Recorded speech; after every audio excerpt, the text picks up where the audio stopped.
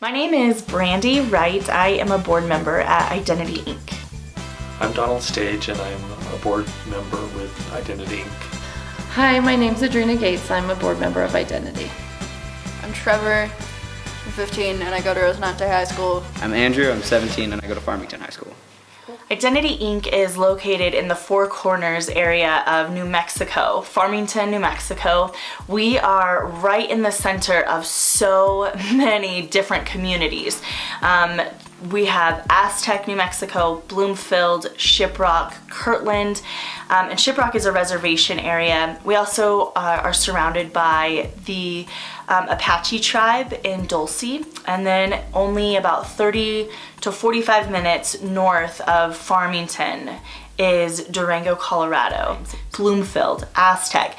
Aztec is about 15 minutes from the center. Bloomfield is about 20 to 30 minutes from the center. Shiprock is more like 30 minutes from the center. Kirtland is only about 15 minutes from the center. So really, Farmington is just the heart of all of these other different communities. Population of altogether of about 120,000 people. 115,000 people of those are all crammed in the upper sliver of San Juan County near the Colorado border. And the rest of it's Navajo reservation, and there's only about 5,000 people in the biggest part of the county. We're looking at a population that's pretty evenly divided between white, Hispanic, and Native American. We also get people coming from all over the Four Corners area. We have a lot of people coming from Arizona, Utah, and Colorado. Arizona and Utah tend to be more of the Native American population. Colorado is a combination of different groups. Farmington is the epitome of lack of queer culture, if that makes sense. You go to like bigger cities or anywhere like west of here, it's like you can be out and be as gay as you want and it's not a problem, but that's not Farmington, and it's better now than it used to be, but it's still very intimidating to be able to kind of be out because of how strong there's a very like high Mormon population, and so like religion is a big thing and politics are a big thing, and so it sucks. It's scary to be out. We're a very conservative community, and that tends to lend itself to being anti-LGBT quite often, and in this community that's pretty evident, and offering that safety in that safe zone is really important because it doesn't always feel very safe here. And so we wanted to look at addressing those issues, and we really saw a need for a safe, supportive place for LGBT people in this community, all ages, particularly young people, but I would say we wanted to look at helping older people as well.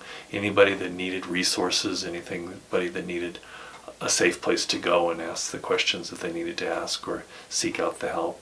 When I came out around early last summer, my friend Adrian invited me to the support group downtown. One of my favorite things that Identity does are the support groups that we offer. And I think that just to be able to offer a space for people to come together with others who are like them and to know that you're not alone in what sometimes feels like a very isolated sort of place in the Four Corners area, to come into Identity Inc. and know that there are people that are like you, there are people that will appreciate everything that is unique about a person is something that is really special. We have a mental health professional that's actually facilitating that group, and anybody between the ages of 13 and 17 can come and go as they please and get support and get an offer of services and get direction on where to go and what to do, and sometimes just come together and talk about whatever they need to talk about is just really important, I think, and it's become very successful. If we had another full-time person, maybe that would give them more time to advertise these. I would love to be able to get the funding to be able to pay one person to be at least a part-time executive director and help coordinate it. Right now we're being run, and this is all volunteer work through our board of directors, which is awesome. But we would like to move to the point where we're doing more governance, and we have some staff that are doing some of the basic work for us. We have people coming forward wanting to do that. We just don't have the funding for it. The crowd rise portion of the contest, if we were to win that part, we would fund a couple of the support groups that we have right now. We have 2 support groups. One of them is specifically for transgender and gender non-conforming people of all ages. These people would be able to come to our facility, come to our agency and our organization, and just receive more resources, and more specifically to the needs that they have. Evan Yeager is the person who leads the transgender and gender non-conforming support group. We would actually be able to pay him a salary if we were to win that portion of the contest.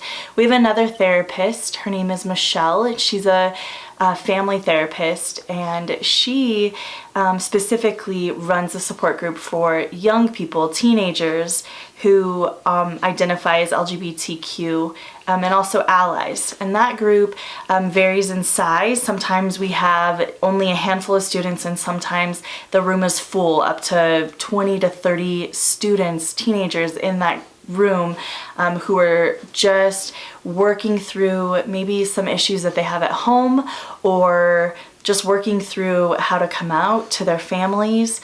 They also have different sort of hangouts where they come together and just play video games, or they eat dinner together, that sort of stuff. So if we were to win this portion, we would be able to pay these therapists specifically to lead these 2 groups. And then it would open us up to have more support groups in our facility. We could start a support group for women specifically, or men specifically, or parents of LGBT students.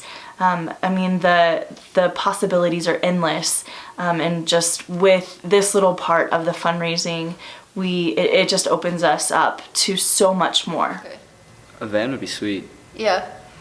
Because, especially for kids who, live out of town, like in Bloomfield or Aztec, and, can't get rides from their parents because they don't support what they're doing, or they don't support the group, that would be really cool to, have transportation for people who can't get here and don't come to the support groups and the things like that because they can't. That would be cool. Yeah, there are a lot of problems, especially in the teen group, of kids not being able to come because they don't have a ride. And it puts a lot of pressure on other members to go all the way out to pick them up and drive them in, and that can't happen all the time, And so if there's any way that we could get them here and home, that'd be so cool. To get a van with our logo on it to go get kids, that would be awesome. And go do things with them, whether it be bowling or camping or going to the movie. We also have HIV and AIDS testing about once every 2 weeks in our center, and we would be able to go and pick up people who need rapid testing done. That's free and confidential at Identity Inc. And so we could go pick somebody up, bring them into the center, and the resources that we have come into our center every couple of weeks to do that testing would be able to provide those services to somebody in the LGBT community.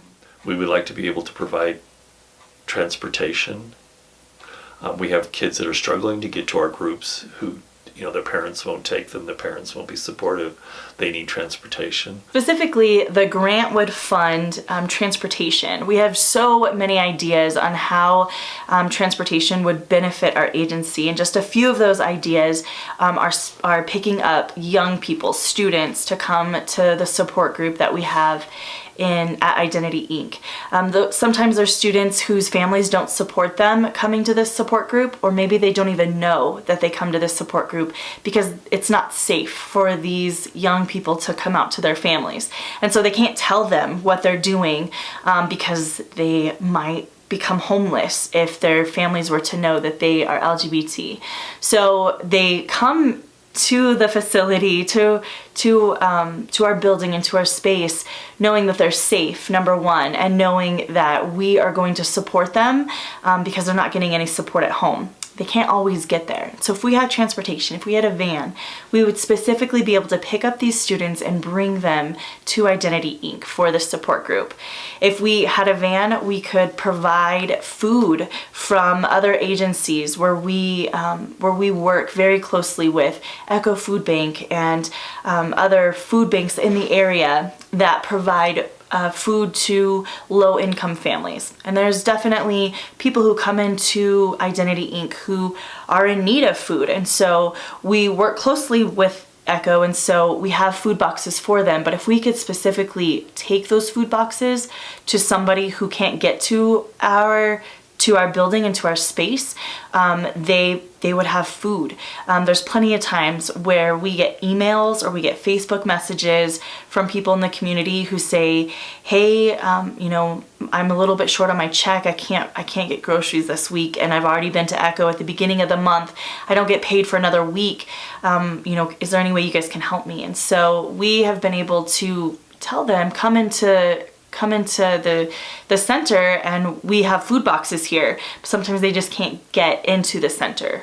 And so with a van, with transportation, we would be able to take that food out to them. We have a very large LGBT community here. Identity Inc. is the only one of its type that provides any sort of resources or any sort of safe space for anybody in the LGBT community.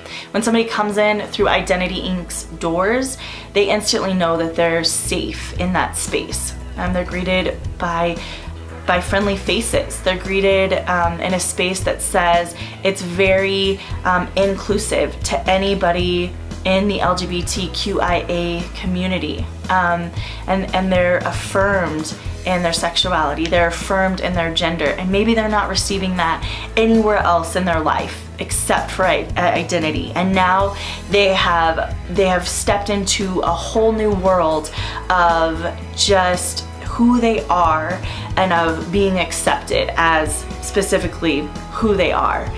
Which is what is so unique and what's so special about Identity Inc. It's like, I wish I had a place or a group like that when I was in school.